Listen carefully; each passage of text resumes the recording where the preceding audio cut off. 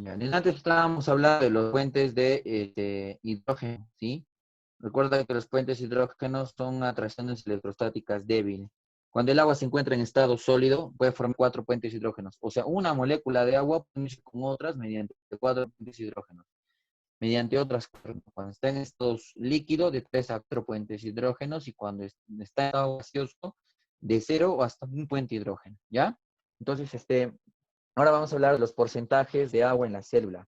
Y vamos a ver que dentro de la célula vamos a encontrar el agua, ¿no es cierto?, en forma de agua ligada, agua ligado. Este tipo de agua ligada se encuentra unida a las proteínas y también al ADN. Por lo tanto, si yo digo que están unidas a las proteínas, básicamente tienen una naturaleza medicuosa, ¿ya? Y también vamos a entrar al agua en forma de agua libre, ¿no? También llamada agua solvente o metabólica, que básicamente se encuentra en un 95%. Acá vamos a encontrar solutos como ¿qué? Como proteínas, como iones y como carbohidratos, ¿ya? Entonces, ese sería el agua libre o agua solvente o metabólica. La célula se encuentra en forma de agua ligada y agua libre. Agua ligada forma parte, está dentro de las células de proteínas y ADN, y el agua libre se encuentra básicamente, ¿no es cierto?,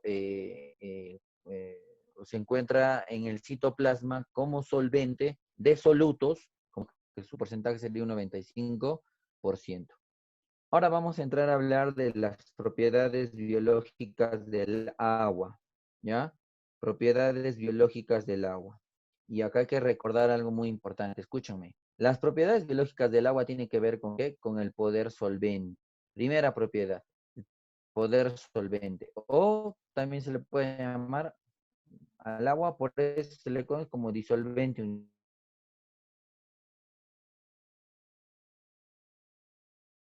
universal. Tú recuerdas que, y si tú ya te has dado cuenta, el concepto que va a aparecer acá es la polaridad. ¿El agua es una sustancia polar, sí o no? Claro que sí, el agua es una sustancia polar. ¿Y por qué el agua es una sustancia polar? Porque todas las sustancias polares tienen una característica, tienen cargas, tienen cargas. Y el agua tiene hasta dos cargas, positivas y negativas, ¿no? Y si ya dijimos que las cargas del agua son positivas y negativas, su distribución es básicamente asimétrica, ¿no? Entonces, eso hay que recordar, chicos, ¿ya? El agua, por su naturaleza polar, ¿sí? Tiene una distribución asimétrica de electrones y que básicamente va a generar positivas y negativas. Eso va a generar que el agua disocie. ¿Y qué es disociar? Es separar, ¿ya? Es separar. Entonces, ahorita va a generar básicamente, ¿no es cierto?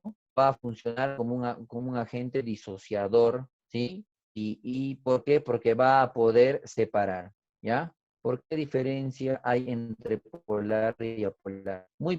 Espérame, te voy a explicar lo que es apolar, ¿ya? Un momentito, espérame, ¿ya?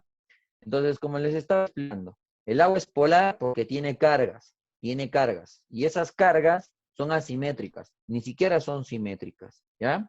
Entonces, la distribución de cargas en el agua no son simétricas. De antes vimos eso en la figura que hemos desarrollado de antes, ¿ya? Ahora, ¿qué sucede? Gracias a eso, chicos, a que el agua es polar, acuérdate, está para volver a sustancias polares. El agua que es polar puede disolver a sustancias polares, ¿sí? El agua polar disuelve a sustancias polares. ¿Como qué? Como iones, como sales minerales y como monosacáridos, ¿ya?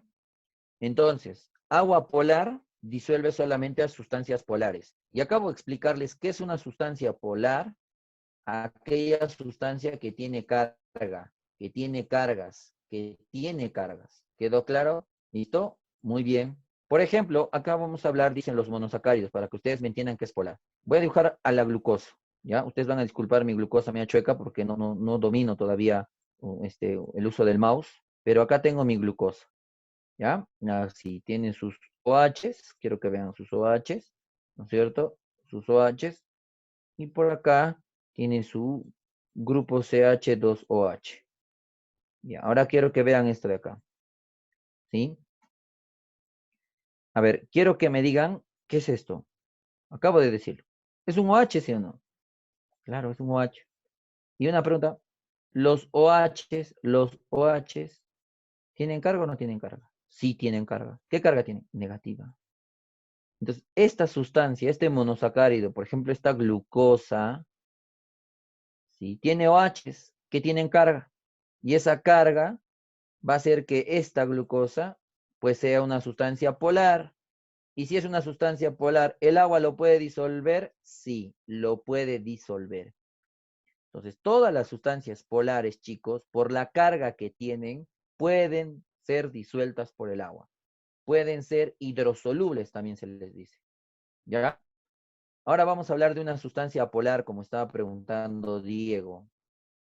¿Listo? Muy bien. Vamos a hablar, por ejemplo, de un ácido graso. Espero que hayan hecho, ¿no? Hayan hablado del ácido graso, ¿no? Recuerden que los ácidos grasos tienen grupos metilo y grupos metileno, ¿no es cierto? Grupos metilo y grupos metileno. ¿Listo? Entonces vamos a hacer un ácido graso. A ver, tengo acá uno, dos, y bueno, para el ácido siempre tiene que tener grupo carboxilo. ¿Ya? Ahora quiero que se den cuenta acá. Miren, miren, miren esta zona de acá. Este es un grupo metilo, perdón, esto es un grupo metilo y estos son grupos metilenos. Entonces han hecho en química, esto en química orgánica, a ustedes les han enseñado bien esto, grupo metilo y grupos metilenos, ¿no es cierto? Es un ácido graso que tiene 6 átomos de carbono. Mira, uno, 2, 3, 4, 5. Y obviamente el ácido graso que tiene 6 elementos, 6 carbonos, es el ácido caproico, ¿no? Ustedes saben la memotecnia, alguna vez les hayan enseñado, ¿no? Mi burro caproico, caprílico y caproico, ¿no es cierto? Este, bueno, hay una forma muy fácil de poderse aprender todos los ácidos grasos, ¿ya? Saturados e insaturados. Igual yo les voy a enseñar eso, ¿no? Acá tengo al ácido graso caproico, ¿ya? Es el caproico. ¿Tiene cuántos? Les decía, tenía básicamente 6 átomos de carbono, ¿ya? Entonces, este ácido graso caproico de 6 átomos de carbono, mira, quiero que vean esta zonita de acá, ¿ya? Quiero que vean esta zonita de acá. Esta, la voy a marcar, esta zona de acá y esta zonita de acá. La voy a poner acá. ¿Acá? Si yo veo este grupo, ¿no es cierto? Este grupo metil, y voy a observar también los metilenos. Si yo veo el metil, metil sería así, ¿no? Hidrógeno, hidrógeno, hidrógeno. Por acá otro hidrógeno, ¿no? Un hidrógeno más. Ahí, así. Y bueno, este enlace. Este grupo metileno tendría un hidrógeno, ¿no? Tendría otro hidrógeno, ¿no es cierto? Y ya, ¿no? Yo estoy viendo en la estructura igualito acá otro hidrógeno, ¿no es cierto? Otro hidrógeno. Bien. Acá en esta estructura que he marcado, justo en, estoy viendo a alguien que tenga carga. ¿Tiene cargas positivas o cargas negativas alguno de ellos? No, no los tiene. Entonces, ¿qué pasa? Cualquier sustancia que no tenga carga, chicos, cualquier sustancia que no tenga carga, se le llama polar. Y si no tiene carga, ¿podrá tener afinidad con el agua? No, no tiene afinidad con el agua. Entonces, ¿qué va a suceder? Quiero que vean esto. ¿Sí? CH2, ¿no es cierto? Era así. Esta partecita no tiene carga. Y si no tiene carga, ¿polar o apolar? Apolar. ¿Por qué? No tiene carga. Y esta partecita de acá, ¿con carga o sin carga? ¿Qué que veas esto? Lo voy a volver a marcar. ¿Qué es esto de acá? OH. ¿Y el OH tiene carga o no? Ah, cierto, sí tiene carga. Por lo tanto, esta zona que será polar. Polar. Entonces, solo esta partecita, chicos, puede unir al agua. Entonces, solo esta partecita puede tener afinidad al agua. ¿Por qué puede tener afinidad al agua? Porque el agua es polar, pues. Y esta zona grande que vuelvo a subrayar, que vuelvo a remarcar, no tiene carga, por lo tanto que es apolar. Entonces, Diego, las sustancias polares tienen carga y las sustancias apolares no tienen carga, ¿ya? No tienen carga. Entonces, regresemos al tema y veamos, ¿no es cierto? Vamos a entrar básicamente al ejemplito, ¿no? Miren, chicos, acá estoy viendo un cubito, vamos a ver un cubito de hielo, un cubito de sal. Esto de acá es un cubito de sal. ¿De qué está hecho el cubito de sal químicamente hablando? Ah, ¿cloruro de qué? De sodio. Cloruro de sodio. Ahora, quiero que no, miren, este es el agua y estas moléculas de agua, ¿son polares o no? Sí. ¿Y este cloruro de sodio es una sal mineral o no? Sí. ¿Y la sal mineral es polar o no? Sí, tiene carga. ¿El sodio qué carga tiene? Positiva. ¿Y el cloro? Carga negativa. Entonces, como tienen cargas y es polar, el agua los puede disolver. Los va a disociar, los va a separar. Y miren, justo miren acá, cómo está el cubito de hielo, ¿sí? ¿Cómo está este cubito? Está básicamente, chicos, no, empezó a estar separado, miren, está separado los cloros, separado a los sodios, bien separados. El agua. Y si nosotros somos un poco más específicos y observamos todo eso, ¿cómo es que si nosotros vemos, ¿no es cierto? Sería básicamente así, ¿ya? Si yo veo, sería específicamente así. Miren, quiero que vean este sodio de acá, este sodio, ¿no es cierto? Básicamente tiene carga ¿qué? Positiva. Tiene que carga positiva. ¿Ya? Y yo quiero que ustedes vean esto.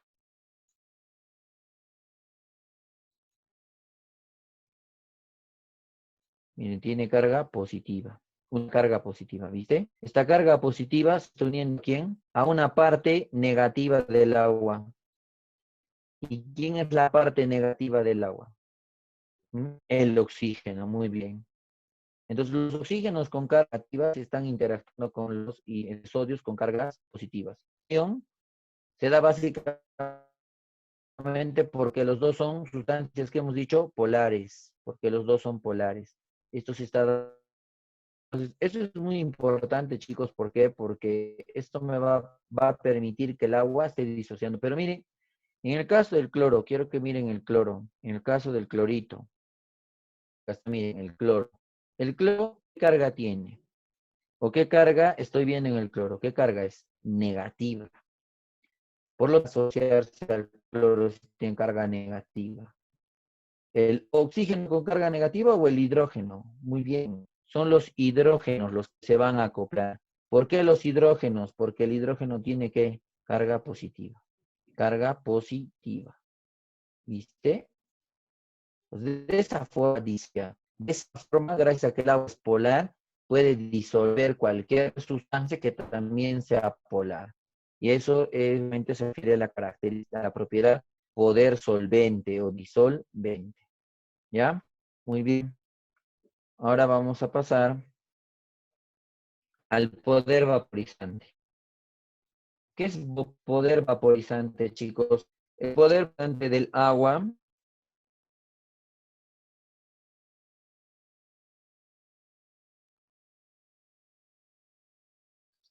el poder vaporizante es otra cosa que básicamente hablar, ¿no es cierto?, de que es la cantidad de calor, por eso dice acá, calor vaporizante, ¿no es cierto? Es la cantidad de calor, ¿sí? La cantidad de calor que necesita una molécula de agua, o la cantidad de calor que necesita el agua para pasar de estado líquido a estado gaseoso. Eso es poder vaporizante o calor vaporizante.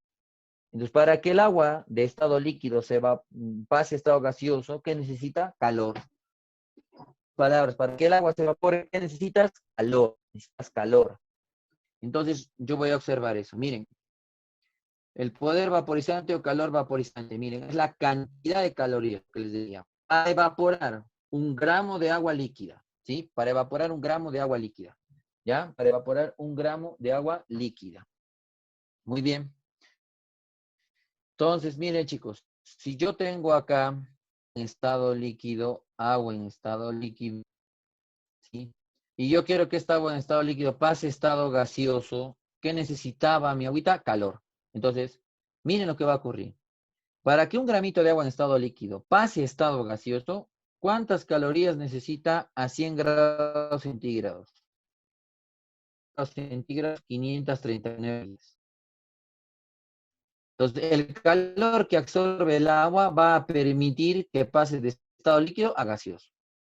Ahora, si yo tuviera, por ejemplo, 37 grados centígrados, ¿cuánto de calor necesito para evaporar un gramito de agua? 575 calorías. ¿Ya?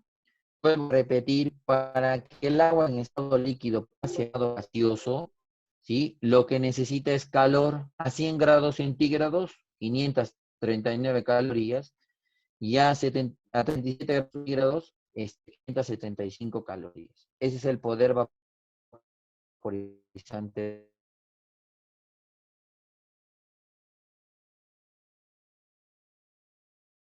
del agua. ¿Ya? Cada cosa, ¿ya? Mantener la temperatura constante. Muy bien. Ahora vamos a hablar del calor específico del agua. Calor específico del agua. ¿Ya?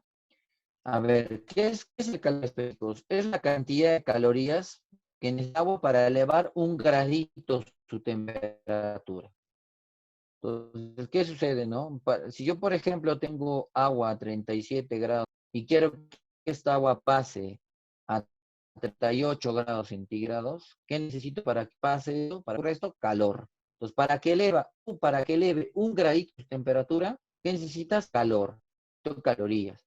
Entonces, cuando el agua eleva un grado su temperatura, pues, esa afirmación está haciendo referencia a esta propiedad llamada calor específico del agua. ¿Ya? Entonces, acá tengo un ejemplo, que ustedes entiendan, ¿no? Vamos a ver. Si yo, por ejemplo, acá obviamente, perdón, yo, por ejemplo, acá, el agüita está hirviendo, ¿no? Y se está evaporando, ¿no? El agua está hirviendo y se está evaporando. El agua está hirviendo y se está evaporando, ¿verdad? Ahí está. Se está evaporando el agüita, ¿verdad? Bacán. Entonces, acá está la fuente de calor con rojo, ¿sí? Voy a poner con rojo, sí. Si acá, hipotéticamente, tengo 39 grados centígrados, ¿no?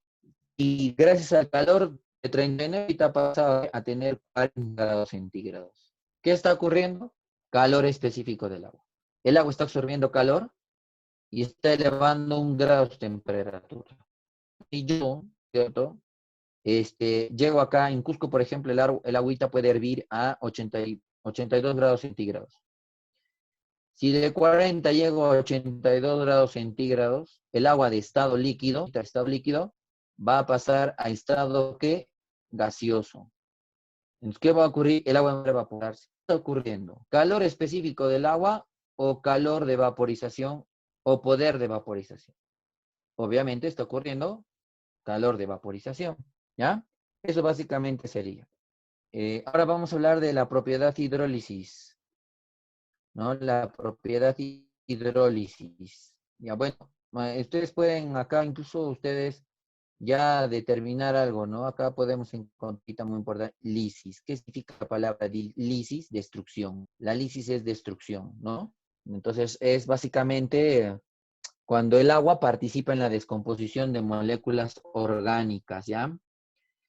También puede ser de descomposición de moléculas inorgánicas. Muy bien. Sí, descomposición. Profe, la diferencia entre variables decía. Claro, no entiendo con descomposición. Ah, sí, descomposición. Mm, sí, descomposición. No entiendo, Álvaro, de a qué te refieres.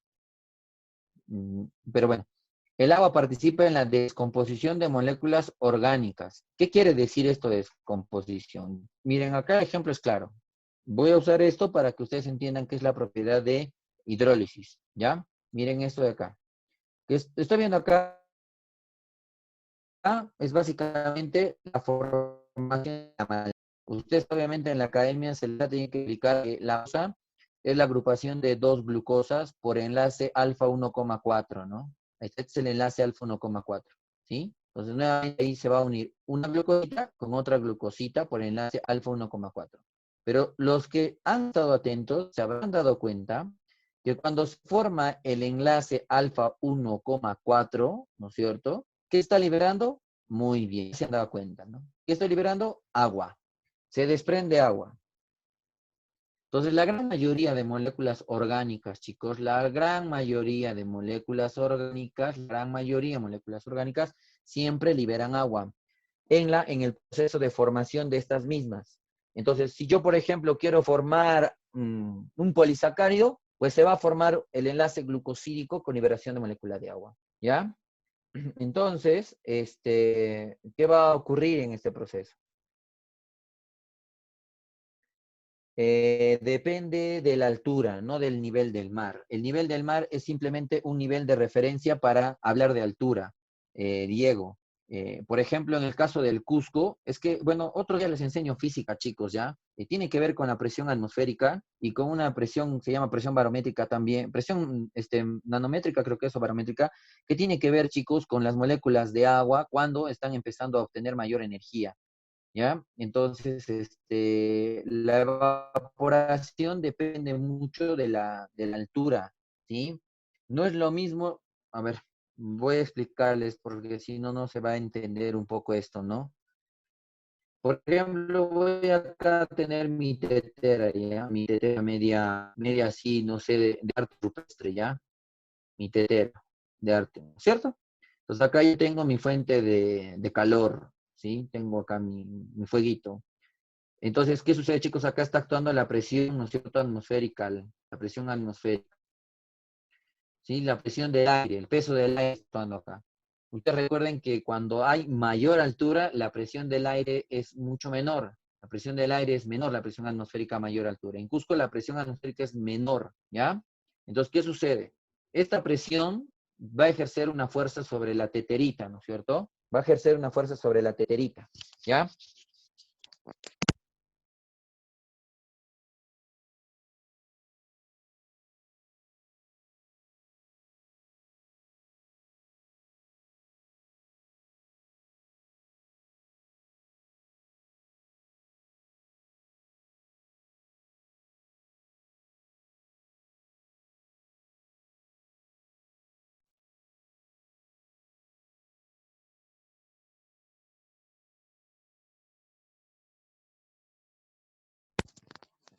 Sí me escuchan, está cochino, lo voy a desinfectar. ¿Ya? La presión atmosférica, chicos, ¿me escuchan, no? ¿Me escuchan? Sí, sí. Ya, entonces, ¿qué sucede? Esa presión atmosferando, ¿sí? Va a ejercer, ¿no es cierto?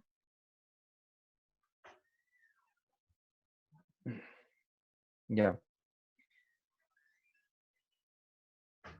Entonces, esa presión, va a generar básicamente algo, y es que esa presión va a hacer mm, que el agüita esté, ¿no es cierto?, de acá en estado normal, ¿no? Pero cuando ustedes se han notado, cuando el agua empieza a hervir, se forman por acá unas gotitas, como unas burbujitas, ¿no es cierto? ¿Han visto? Ya. Esas burbujitas están ganando suficientemente fuerza, ¿para qué? Para ganarle a la presión atmosférica. Como en Cusco, la presión atmosférica es baja, es menor, cuando el agua llega a 82 grados centígrados, 85 grados centígrados, dependiendo, ¿no es cierto?, de la altura mucho, estas burbujitas van a tener la suficiente fuerza y suben hacia arriba. Perdón, valga la... ¿Sí? Y acá se produce, ¿no es cierto?, ese espectro de lo que nosotros vemos como si estuviera hirviendo el agua, ¿no es cierto? Ya. Entonces, ¿qué sucede? Esta energía que el agua está obteniendo genera una presión. Y esta presión es mucho más fuerte que la presión atmosférica. Y a eso obviamente se le llama el proceso de hervir el agua. ¿Ya? Bueno, entonces lo que estábamos hablando era básicamente, ¿no? Del enlace glucosílico. Sí, bueno, estábamos hablando que, miren, quiero que vean acá, esta maltosa con esta otra maltosa mediante enlace glucosídico y se está liberando una molécula de qué? De agua, ¿ya? Entonces, ¿qué sucede, chicos? Para que ustedes me entiendan la propiedad de hidrólisis, ¿qué está ocurriendo? Quiero que vean esto acá. Este almidón tiene básicamente, ¿qué cosa? Maltosas, está formada por maltosas. Y la enzima que está apareciendo acá, esta enzima de negro, se llama milasa, ¿no? Esta milasa, chicos, está rompiendo el almidón, está rompiendo las maltosas que hemos formado. Esta maltosa que hemos formado, el almidón, perdón, la milasa está rompiendo. ¿Sí? Mira, mira cómo mira la milasa y lo rompe. ¡Pum! Libera solo una glucosita. Está liberando glucositas. Eso está haciendo la milasa. Entonces, es obvio, ¿no?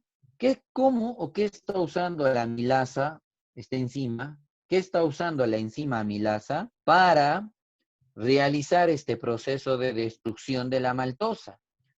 ¿Qué va a usar? Va a usar agua. ¿Y por qué usar agua? ¿Por qué? Porque cuando se ha formado el enlace peptídico, perdón, cuando se ha formado el enlace glucosídico, cuando se ha formado este enlace glucosídico con liberación de agua, las enzimas usan agua para volver a disociar o romper este enlace. ¿Sí? Entonces, esa es la propiedad de hidrólisis, chicos. ¿Y dónde ocurre siempre esto? En nuestra digestión.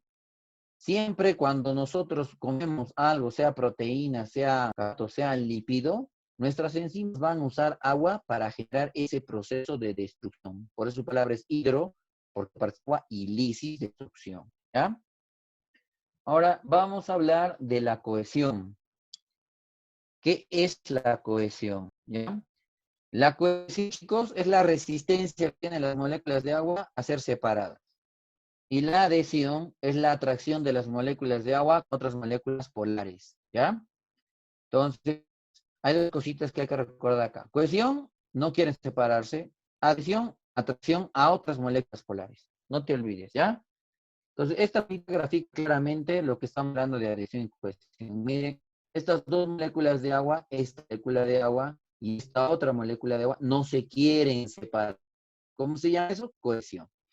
Pero esta superficie de acá, justo toda esta superficie de acá, es polar. Y el agua se está adheriendo, ¿no es cierto? Está generando o tiene una atracción por esta superficie polar. ¿Cómo se llama eso? Adhesión, ¿ya?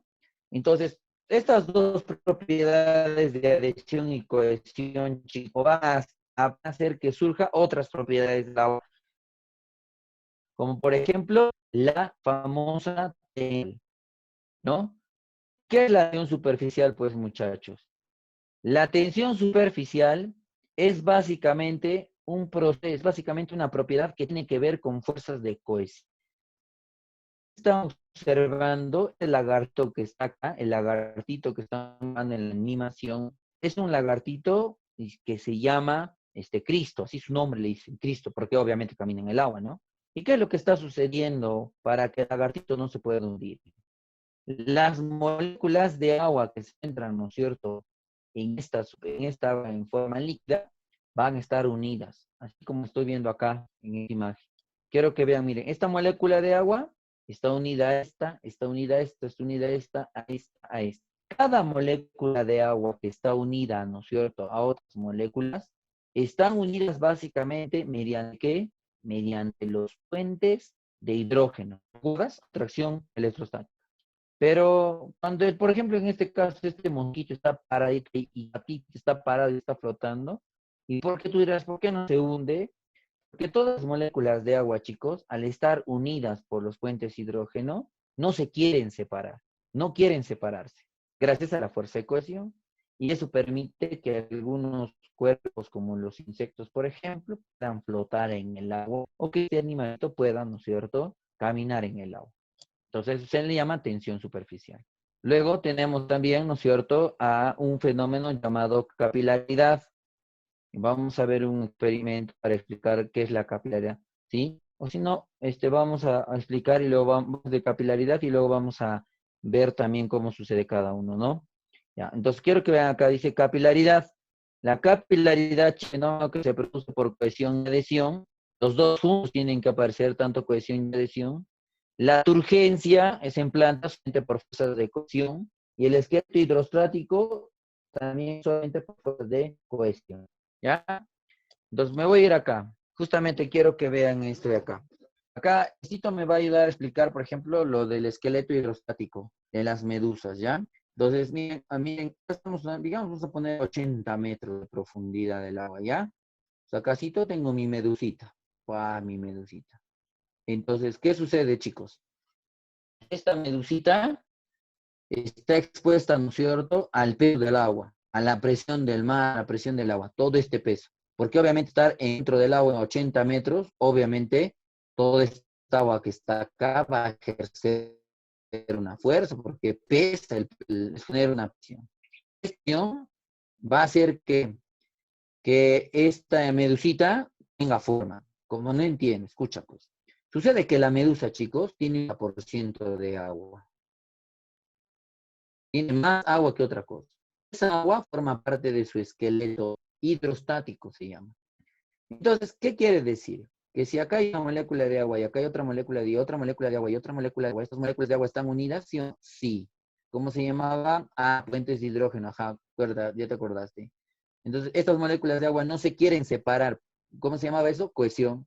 Claro, por la cohesión. Entonces, ¿qué sucede, chicos? Miren esto,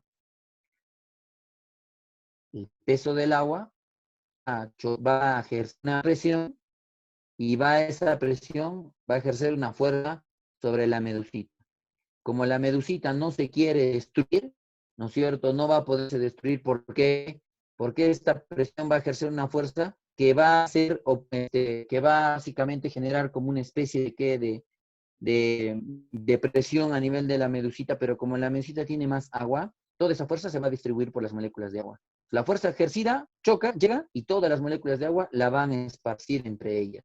Y esta fuerza, chicos, es básicamente, vamos a decir, valga la redundancia, para romper que las moléculas de agua se separen, gracias, ¿no es cierto?, a que están unidas.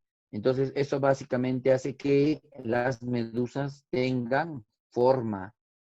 Si yo agarro una medusa y lo pongo acá, la medusa de forma, pues lo voy a encontrar así como un moco, como algo tirado en el mar. Así lo vamos a encontrar. Entonces necesita la presión del agua y las fuerzas de cohesión para tener forma. Ahora, ¿qué es capilaridad? Tú recuerdas que llamamos a esta superficie de acá está creciendo la adhesión. ¿Por qué? Porque la superficie de acá, ¿cómo tiene que ser? Polar. Si es polar, el agua se adhiere, ¿no? Y obviamente si esta molécula de agua se ha adherido a esta superficie polar, esta no se quiere separar de la otra molécula de agua por las fuerzas de ¿qué? De cohesión. Entonces, si tú ves, ¿esto qué va a generar?